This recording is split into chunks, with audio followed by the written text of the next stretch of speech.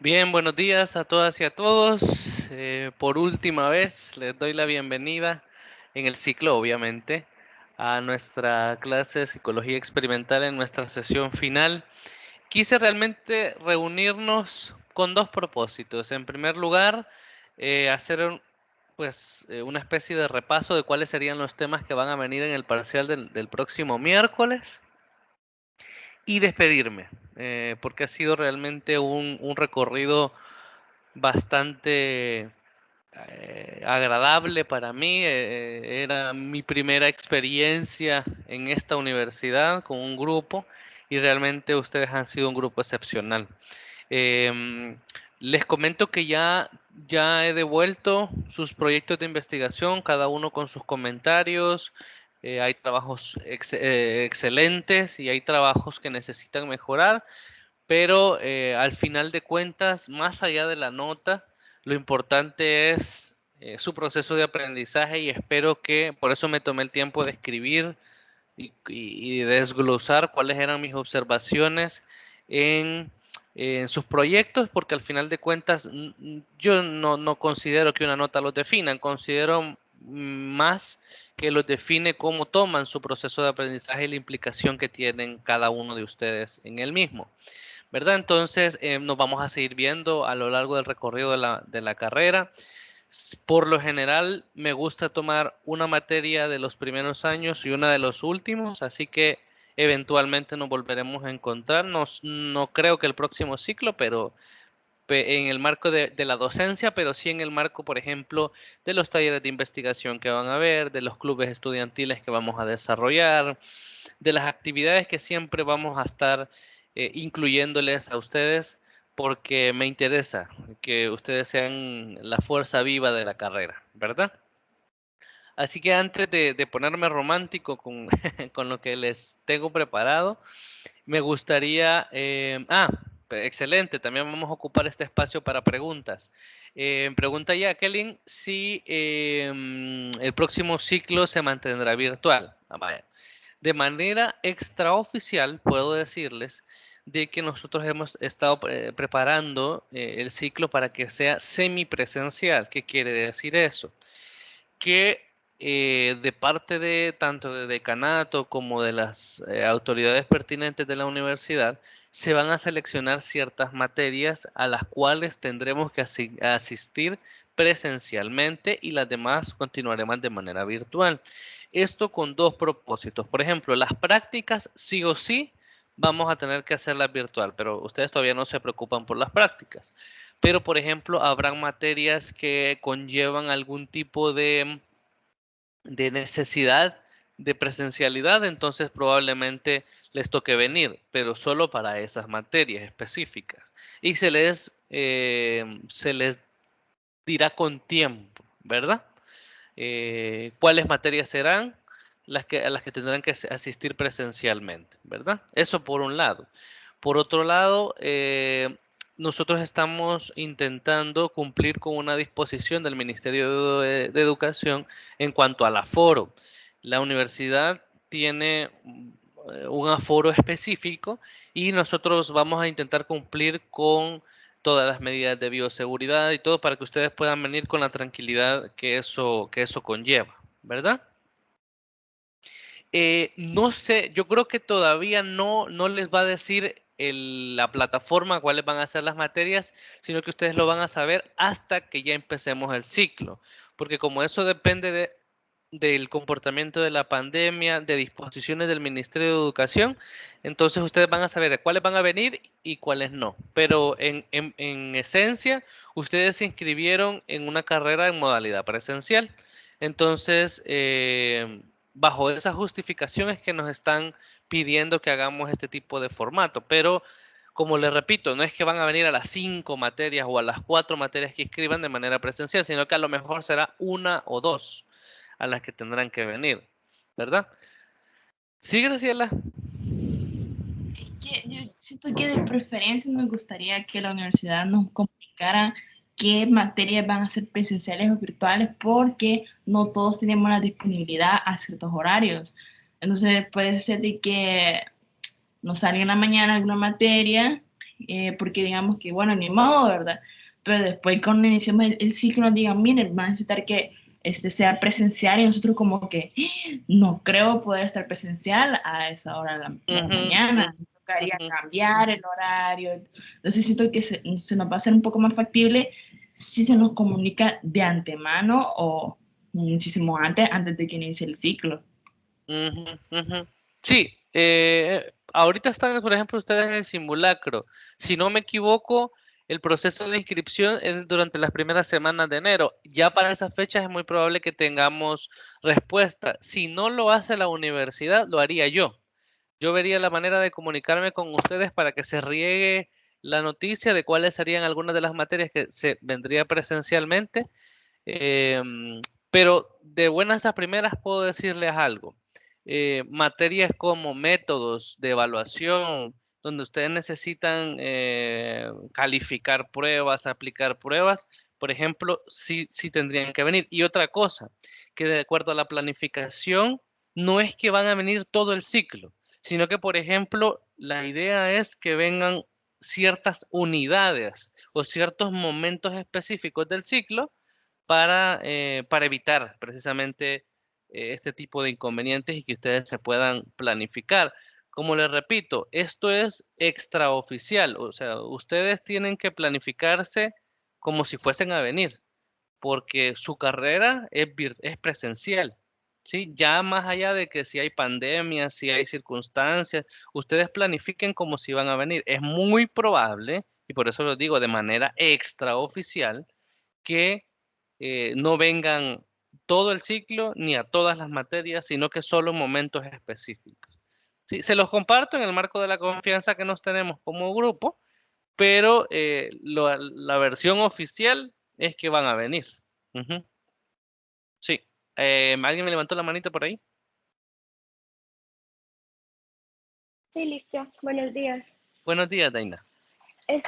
Como están hablando de que podría ser semipresencial en ciertas materias, Ujú, por ejemplo, en lo personal, me gustaría que esa información de ser así la compartieran con tiempo, porque en mi caso, yo soy de Usulután. ujú. Entonces, yo me vine a estudiar a San Salvador, ¿verdad? Sí, Pero por el momento, desde que inició la pandemia, yo me regresé a Usulután. Entonces, para regresar a San Salvador, y usted sabe cómo la dificultad de pupilaje, sí. no, buscar casa y Ujú, esto y lo otro, que me quede cerca de la universidad y así, lleva mucho tiempo. Y por ujú. mi caso, hay muchos estudiantes así, no soy la única, ¿verdad? De Sí, que sí, todos sí, vivimos afuera de San Salvador. Entonces sí, sería bueno que nos avisaran con anticipación y así podríamos prepararnos. claro, claro. Y como le repito, de no ser la universidad la que les dé el anuncio, sería yo, por responsabilidad. Es decir, precisamente para evitarles este tipo de inconvenientes, yo les avisaría con tiempo, mediante un correo, ya me encontraré la manera de avisarles con tiempo yo para que ustedes se planifiquen. Esto, como les digo, es tentativo. Todas estas condiciones que ustedes me están mencionando, yo ya las mencioné en las reuniones que hemos tenido, porque incluso hasta que el Ministerio de Educación no diga que es obligatorio, no les podemos obligar. ¿Sí? Es bajo ciertas condiciones y bajo ciertos parámetros que nosotros tenemos que cumplir con esto, pero no les podemos obligar. Sí, por ejemplo, en estos casos específicos se encontrará la manera de que ustedes sigan un ritmo de aprendizaje similar a quien viene, ¿verdad? Y eso es un compromiso fuerte que tenemos, al menos nosotros como carrera. ¿Sí? Entonces no se preocupen, se los menciono dentro del marco de la confianza y de la pregunta que me están haciendo, pero no para que se angustien, ¿sí? O para que me vayan a trincherar aquí en la oficina, sino para que ustedes estén tranquilos y tranquilas que con tiempo se les va a avisar, con tiempo se les van a dar indicaciones. Lo que sí es que tienen que tomar en cuenta que está la posibilidad, ¿ok? O sea, la posibilidad real existe, ¿vean? Para que ustedes estén claros y claras y tienen que darle seguimiento, cumplir con los procesos, hacer las inscripciones con tiempo, para que no vayan a tener dificultades ustedes precisamente de planificación. Pero repito, vaya, en el caso de Deina, que viene de Usulután y que esto implica pupilaje, casa, lo que sea, tiene toda la justificación para decir yo no puedo ir, ¿verdad? Más si solo es por una unidad o alguna cuestión así. Entonces, hasta que no sea obligatorio, no les podemos hacer venir eh, efectivamente, pues, o sea, tenemos que encontrar la estrategia para tener un equilibrio. Sí, pero como les repito, materias en las que ustedes revisen su pensum y cuáles materias llevan el próximo ciclo. Ustedes digan, vaya, en esta materia existe la posibilidad de que sea presencial, pues con todo gusto me escriben y yo les digo, sí, esta se está planificando como que vaya a ser presencial. ¿Verdad? Porque yo tengo una propuesta de planificación, pero la validación me la da tanto decanato como las autoridades de la universidad. Yo no estoy poniendo casi todas, yo estoy poniendo casi todas virtuales, pero si me dicen de ahí arriba que tengo que planificar presenciales, pues tengo que acatar. Ujú. Pero tranquilos. Y cuanto a las dosis, creo que sí, creo que es uno de los requisitos, estar vacunados y van a tener que cumplir con las medidas de bioseguridad específicas. Ujú. Sí, por lo menos nosotros como docentes, hasta la tercera dosis es obligatoria. Me imagino que en el caso de los alumnos, las dos dosis por lo menos van a ser obligatorias para quien quiera hacerse presente, ¿verdad? Ujú. ¿Estamos claros y claras? Y tranquilos y tranquilas, que no va a pasar nada que les ponga ni en riesgo ni que les deje en desventaja frente a otras circunstancias de sus demás compañeros y compañeras. Yo de eso me aseguro, ¿sí? ¿Estamos? Sí, para quienes tengan tres, pues la tercera dosis. ¿Estamos? ¿Alguna otra duda referente al ciclo o alguna angustia que tengan? Si no, pues vamos al repaso. ¿Estamos tranquilos y tranquilas? Sí, Lick. Ok, perfecto, excelente. Entonces, les decía de que en este último parcial, el día miércoles, van a ser evaluados dos grandes temas. El tema del enfoque cualitativo de investigación y el tema de la validación de instrumentos, ¿verdad? Que han sido como los dos grandes temas que hemos visto. ¿Qué va a salir del enfoque cualitativo?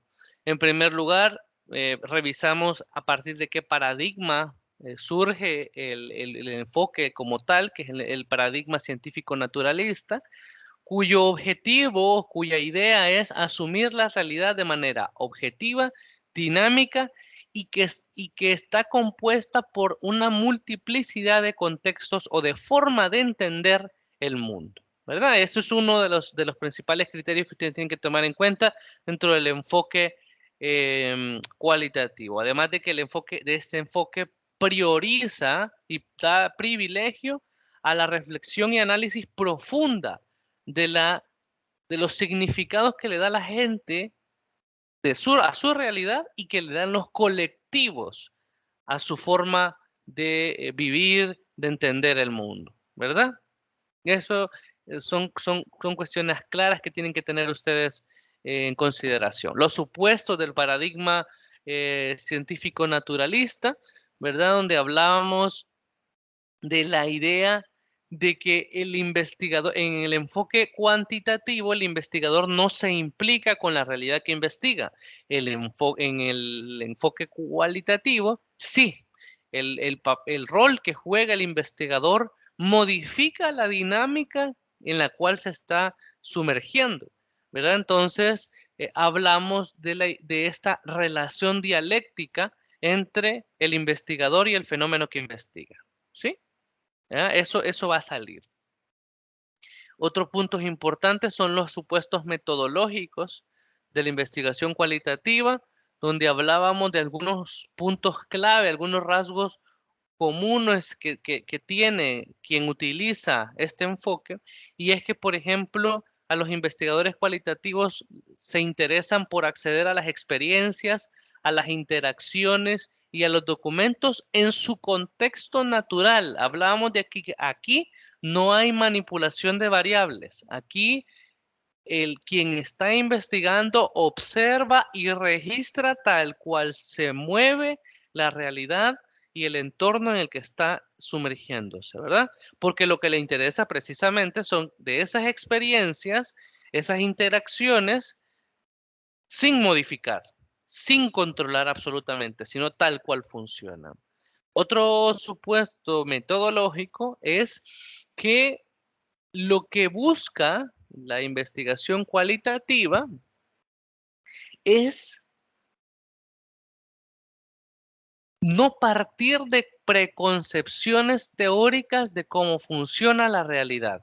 Es decir, no hay hipótesis de cómo funciona la realidad, sino que el investigador con un enfoque cualitativo se sumerge en la investigación y a partir de eso empieza a generar teoría. No va con preconcepciones, no va con ideas, obviamente si va con ideas con supuestos de cómo funciona el fenómeno, pero no parte de su teorización para poder decir que así funciona, sino que es a partir de la observación, de la interacción, de preguntar, de estar sumergido en la realidad que puede construir su teoría. No hay teorías preconcebidas en el enfoque cualitativo, ¿sí? No quiere decir que sea acéfala, es decir, que no haya una teoría subyacente o detrás de los planteamientos de alguien que va a enfrentarse a la realidad. Es decir, si yo voy a investigar la violencia, no quiere decir que no tenga idea de cómo es la violencia y de cuál es la clasificación de la violencia, cómo funciona la violencia, sino que no le pongo esas características teóricas que yo ya conozco a la realidad hasta que ya me meto en la realidad, hasta que ya veo el fenómeno en su funcionamiento claro, ¿sí? Otro punto importante de los supuestos era que la investigación cualitativa, ¿sí?, tiene que tomarse bien en cuenta el contexto. Toma en cuenta y le da un gran poder al contexto en el cual suceden sus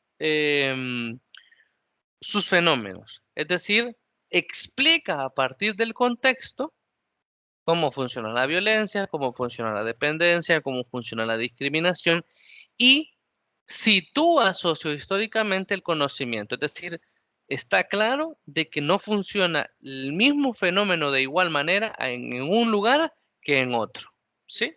Parte de esa idea de que es necesario adaptar y situar el conocimiento. Y también, otro supuesto metodológico, es que adapta las herramientas de captación de la información al fenómeno que está investigando. Por ejemplo, en las entrevistas, los guiones de grupos focales, la observación, los estudios etnográficos, siempre se adaptan estas herramientas a al fenómeno que estoy investigando. ¿Sí? Porque como recuerden que la realidad se manifiesta de manera distinta, sobre todo a nivel subjetivo, necesita ciertas modificaciones y adaptaciones para poder captar fielmente lo que la persona sienten y dicen sobre el fenómeno. ¿Sí?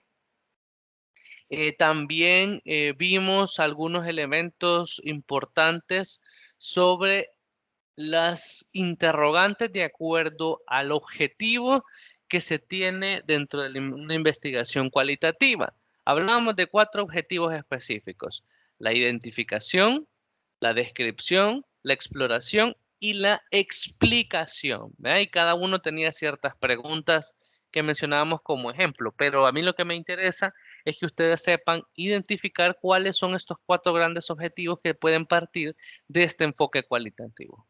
¿Sí? También hablamos de la clasificación que tiene la investigación cualitativa y hablábamos básicamente de 2 grandes clasificaciones.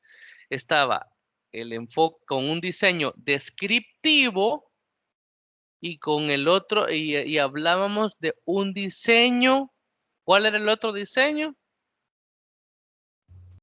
Interpretativo. Exactamente, interpretativo, ¿sí? Y mencionábamos algunos de los de los tipos de investigación que surgen a partir de cada diseño. Por ejemplo, del descriptivo mencionábamos que había un diseño etnográfico, con sus características específicas que voy a preguntar, un diseño fenomenológico, un diseño biográfico o narrativo, el diseño de investigación-acción o investigación-acción participativa y un diseño documental. Todos estos parte del diseño descriptivo, ¿verdad? Y también mencionábamos que del diseño interpretativo surgían dos diseños específicos, que era la teoría fundamentada y la inducción analítica, cada una con sus características específicas. ¿Sí? Esto del enfoque cualitativo. ¿Hay alguna duda sobre este tema? ¿O todo quedó claro cuando lo íbamos revisando?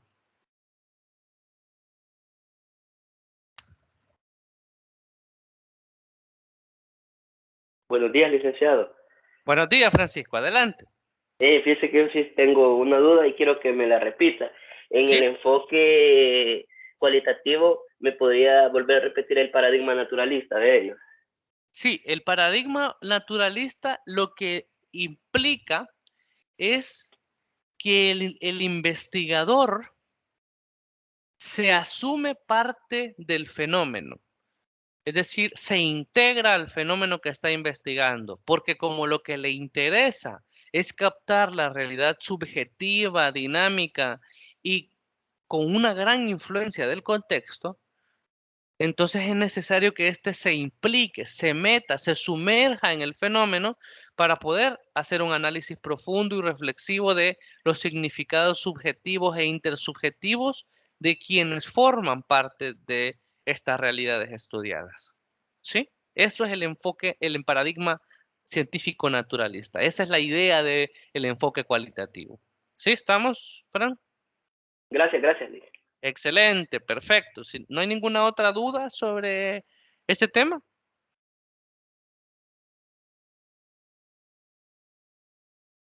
El examen va a ser cerrado, respuestas múltiples. Sí, porque no se preocupen porque vaya a venir demasiado. Porque al final hemos revisado los temas y creo que ha quedado bastante claro. No les voy a poner a sacar alfa de Cronbach, por ejemplo. ¿Está todo claro?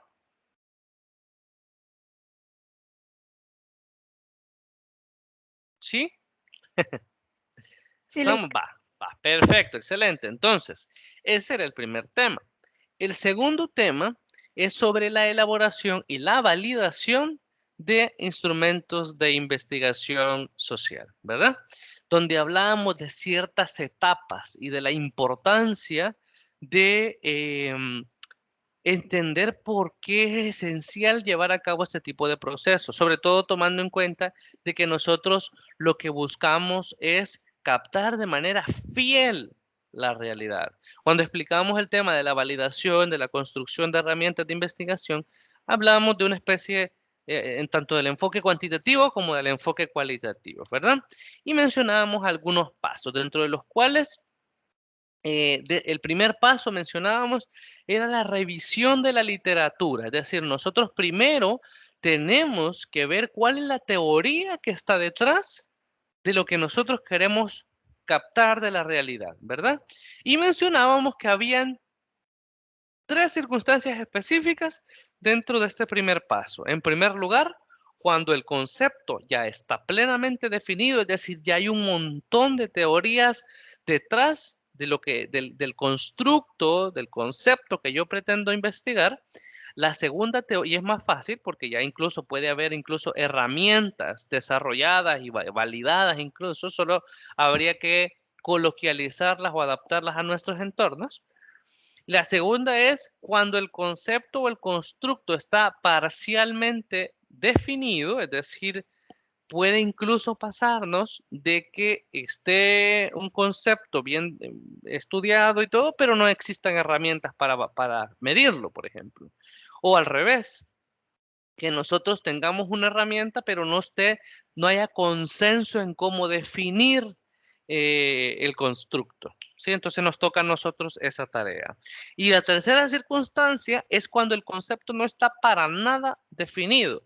Y que aquí ni siquiera, no solo no hay un consenso, sino que a nosotros como investigadores, como científicos, nos toca decir cómo vamos a entender el fenómeno y además crear un instrumento. ¿Sí? Ese sería el primer paso. Segundo paso tenía que ver con la exploración del concepto. Y aquí hablábamos de que vamos a explorar el concepto solamente en la segunda y en la tercera circunstancia, es decir, o parcialmente definido o no definido, ¿verdad?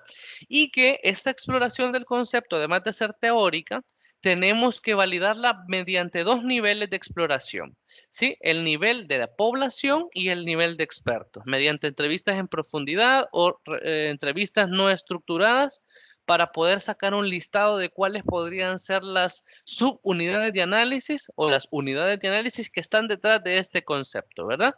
Hablábamos que cuando lo hacíamos a nivel de población, íbamos a hacer una especie de entrevista a profundidad con la población equivalente a la de nuestra investigación.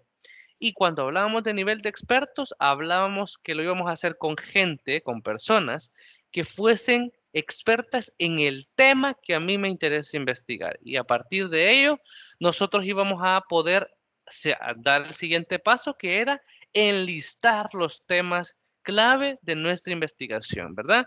Aquí hablábamos de que era un paso bastante sencillo, pero profundo, porque necesitábamos captar cualquier temática que surgiera a partir de la conversación en el marco de la entrevista y para después poder agrupar los conceptos y poder generar unidades de análisis, ¿sí? Ese era el siguiente paso. Una vez agrupados los conceptos, nosotros íbamos a formular las preguntas, a formular los reactivos, los ítems, ¿verdad? Tomando en cuenta e intentando que una vez agrupados de acuerdo a ciertos criterios teóricos, los conceptos, no dejásemos fuera ninguno de ellos, ¿verdad? Por lo menos hablábamos de una de las preguntas que surgía era ¿cuántos ítems son adecuados para poder captar un concepto? Depende. Eso dependerá de la profundidad teórica que ustedes busquen, dependerá de qué tan bien definido tengan ustedes conceptualmente sus elementos teóricos, dependerá de incluso hasta de la experiencia que ustedes tengan redactando ítems, ¿verdad? Entonces no había una respuesta clara de cuántos ítems son los adecuados. Sí, hay medidas y hay estándares que por lo menos tenemos claro de que 1 o 2 ítems por unidad de análisis son insuficientes por más que sean los ítems mejor redactados del mundo, ¿sí? Incluso hasta cuando mirábamos el tema de la consistencia decíamos que una subescala o una escala no podía quedar de 2 o 3 ítems, porque si no, no estaba midiendo la realidad tal cual nosotros la queríamos ver, ¿verdad? Excelente. Una vez formulados los ítems y que también partíamos de la idea de que es necesario que formulemos los ítems en ambas direcciones, es decir, unos en dirección positiva y otros en dirección negativa, para poder disminuir dos fenómenos comúnmente detectados en las investigaciones, ¿verdad? Que es la aquiescencia, que era esta respuesta automática hacia una dirección, y la segunda tenía que ver con la deseabilidad social, que es esta búsqueda de responder favorable para que quien investiga tenga una percepción favorable de mí, de quien está respondiendo, ¿verdad? Esos dos fenómenos también los revisamos. Y después de haber construido los ítems, ya tenemos la estructura de nuestra herramienta, entonces venía el proceso de la selección de jueces, ¿verdad? Donde nosotros diferenciábamos entre un juez y un experto. Mencionábamos que un juez no necesariamente tiene que tener experiencia en mi tema de investigación, pero sí tiene experiencia en la formulación de herramientas de investigación o en investigaciones. Entonces, lo que está evaluando es algunos criterios para poder validar semántica y sintácticamente mis ítems, no el contenido, sino mis ítems para ver si se entienden, si son pertinentes y a partir de esto mencionábamos algunos criterios que evaluaban tanto jueces como expertos, ¿verdad? Y el experto sí tiene experiencia en mi tema de investigación y además en metodología de la investigación. Ambos mencionábamos que lo que buscaban era poder evaluar al menos 4 criterios innegociables en nuestros instrumentos de investigación, que era la suficiencia, la claridad, la coherencia y la relevancia. Cada una la definimos y pusimos ejemplos de cómo podían evaluarse cada uno de estos criterios. ¿Sí? Excelente. ¿Hasta el momento hay alguna duda? Lick, ¿me puede recordar qué era eso de la aquiescencia?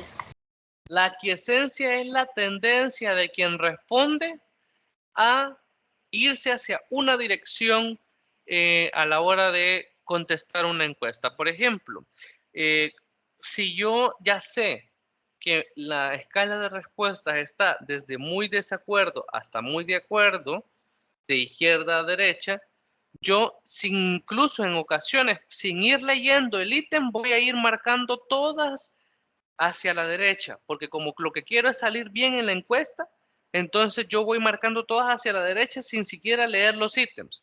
Entonces, para poder detectar si la persona ha respondido de manera consciente, se redactan en sentido contrario, es decir, en sentido negativo los ítems, para que la persona tenga la necesidad de leer el ítem para poder responder al revés, ¿sí? Ya voy a responder primero en la izquierda y ya no en la derecha para poder salir bien en la encuesta, ¿sí? O para poder responder de acuerdo al criterio que yo considero que es el que mejor me define, pero eso requiere la lectura de los ítems, ¿verdad? Una lectura consciente de los ítems que en muchas ocasiones solo se va a lograr si combinamos esta direccionalidad de los ítems. ¿Sí? ¿Se entiende? Sí, Lick, gracias. Ok, perfecto, excelente. ¿Alguna otra duda, pregunta?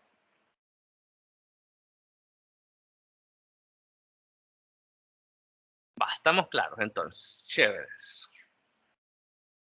Siguiente paso. Mencionábamos que había que hacer un pilotaje, ¿verdad? Tanto si es enfoque cuantitativo como si es enfoque cualitativo. Y el pilotaje no es más que el proceso de poder medir las propiedades, evaluar las propiedades métricas de mi instrumento de investigación. Y en el caso del enfoque cualitativo, es poder evaluar y hacer un análisis de contenido, una evaluación de contenido de mi encuesta, de mi entrevista o de mi guión de grupo focal, ¿sí? Esto se hace con población equivalente, es decir, con población similar en cuanto a características de la población con la que yo voy a trabajar en mi investigación real, ¿verdad? Por ejemplo, si estamos hablando de que mi investigación tiene que ver con parejas jóvenes de dependencia, entonces yo tengo que hacer mi pilotaje con una pareja o 2 parejas jóvenes para que me evalúen, para evaluar si se entienden las preguntas, cuáles son las respuestas, si se divaga mucho, si requerimos reformular preguntas, reformular ítems, ¿verdad? Eliminar preguntas porque no tiene sentido, reorganizar la encuesta o la entrevista. Todos estos elementos surgen a partir del análisis que yo hago en la prueba piloto, ¿verdad? Pero también hablábamos de que cuando se hace un pilotaje en términos cuantitativos, viene un paso complejo en cuanto a su teoría, pero simple en cuanto a su práctica, que es la evaluación de la consistencia interna de mi encuesta, ¿verdad? De mi instrumento de investigación. Y mencionábamos que la evaluación de la consistencia interna se realizaba mediante la prueba del alfa de Cronbach, ¿verdad? Que básicamente lo que mencionábamos y hacíamos un ejercicio es evaluar qué tanta correlación o relación tienen los ítems entre sí y de acuerdo a la escala total y qué influencia tiene en la validez para poder captar el concepto, el constructo que estoy intentando evaluar.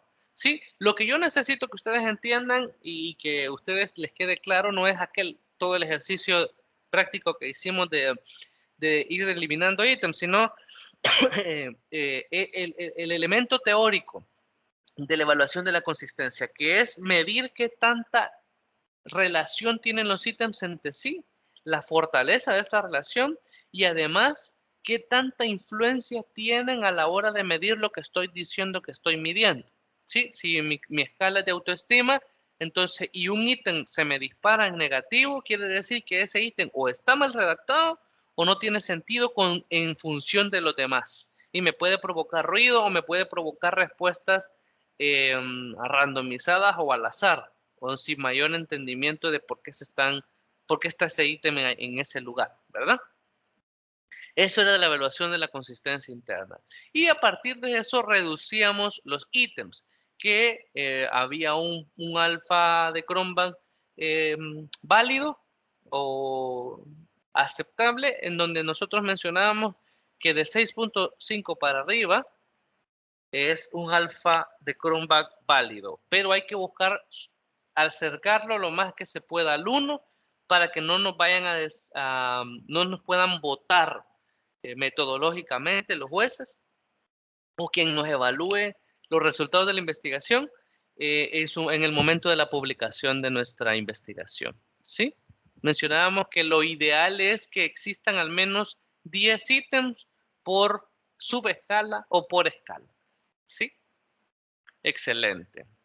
Y ese era el último paso de la construcción, ¿verdad? La reducción de ítems, porque ahí ya queda construida nuestra escala final. Y mencionábamos y concluíamos finalmente la importancia de poder validar los instrumentos recae en que si nosotros desde el momento en que construimos bien nuestra escala, estamos asegurando una carga fiel, una captación fiel del fenómeno que estamos investigando y por tanto los resultados van a poder ser generalizables, van a tener validez, van a tener fortaleza teórica para que nadie nos pueda decir de que nuestra investigación, los resultados son espurios o los resultados son manipulados o los resultados no captan la realidad de manera fiel. ¿Sí? Ok, excelente. ¿Hay alguna duda referente a este tema?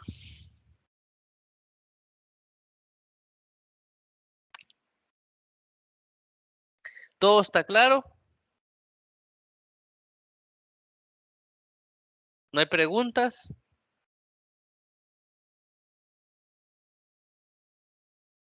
Chicas, chicos. Todo bien, Lee. Perfecto, entonces vamos por ese 10 entonces el miércoles. Excelentemente bien. Bueno, entonces, a ver, yo realmente, como les decía, ha sido una experiencia bastante enriquecedora poder compartir con ustedes a lo largo del ciclo. Realmente me llevo muchísimo de ustedes. Creo que ambos hemos aprendido en muchos sentidos.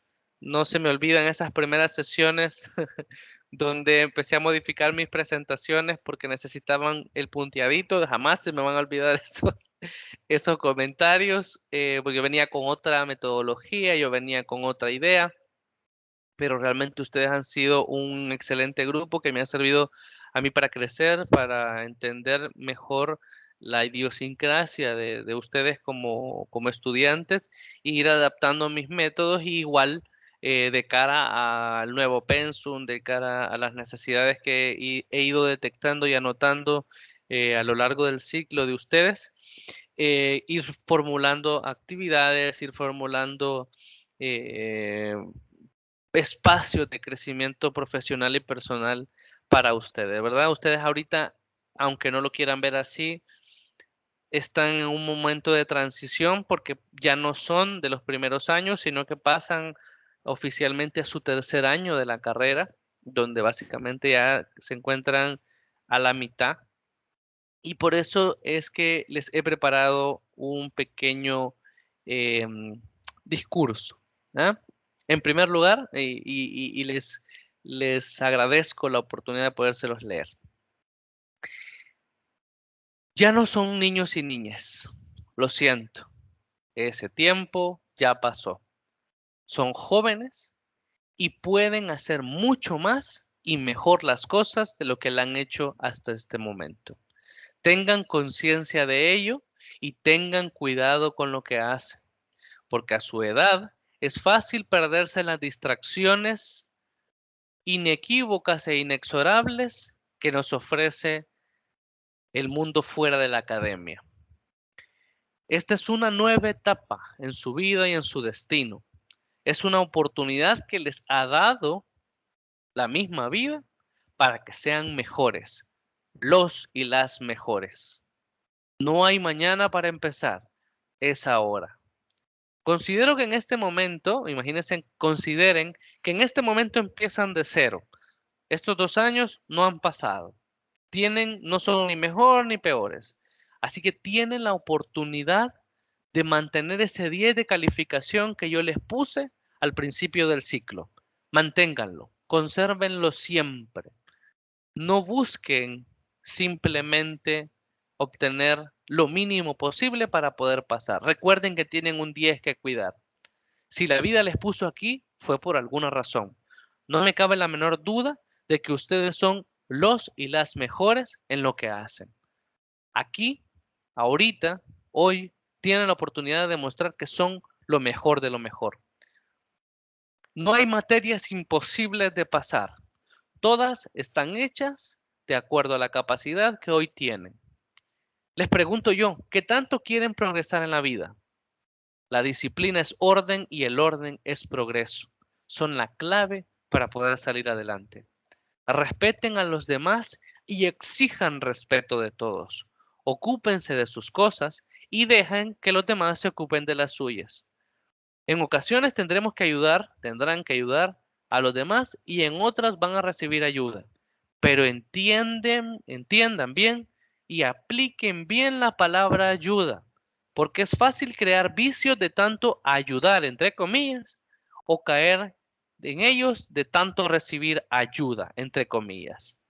Administren bien su tiempo porque todo se puede hacer, pero tienen que asignar un tiempo para cada cosa. Denle mayor importancia y tiempo a todo aquello que les traerá beneficios. Por supuesto, su vida académica es una de ellas. El tiempo es como el dinero, debe invertirse y no gastarse. Y no debe utilizarse para comprar lo que quieran, sino lo que necesitan. Si algo debe quedar bien claro es que en su cerebro no hay imposibles. Pueden ser lo que quieran. Grande o pequeño como sea su proyecto, ustedes lo pueden cumplir. Y entiendan la diferencia entre sueño y proyecto. Existimos muchos soñadores sin un proyecto y muchos constructores de proyectos sin sueños. Mezclen ambas, pero para poder cumplir un proyecto hay que seguir un paso a paso, que si no, no van a pasar de ser simples soñadores. Tienen un horizonte lleno de posibilidades y no quiero que desaprovechen la nueva oportunidad que la vida les ha dado. De verdad y de todo corazón les digo y me despido con toda la satisfacción del mundo de haber compartido con ustedes. Para mí ha sido un privilegio realmente. Yo sé que a veces apreté un poco más, pero cuando apreté fue porque consideré que ustedes eran capaces de dar un plus, un granito más en su aprendizaje. Me quedo pues atento a cualquier consulta, cualquier posibilidad de apoyo. De aquí en adelante sigo siendo su coordinador, sigo siendo su amigo, sigo siendo su colega, porque ustedes aquí a partir de ahora tienen que posicionarse ya como profesionales, ¿sí? Ya como profesionales en ejercicio de la profesión de psicología. Sí, así que cualquier cosa, pues quedo totalmente agradecido por la oportunidad de acompañarles y les prometo que el parcial del miércoles no va a venir tan complicado para que estén tranquilos y tranquilas. Y me llena mucho poder saber que pues les gustó lo que les preparé. Realmente intento, soy un apasionado de mi trabajo y de esta oportunidad de poder estar al frente de ustedes.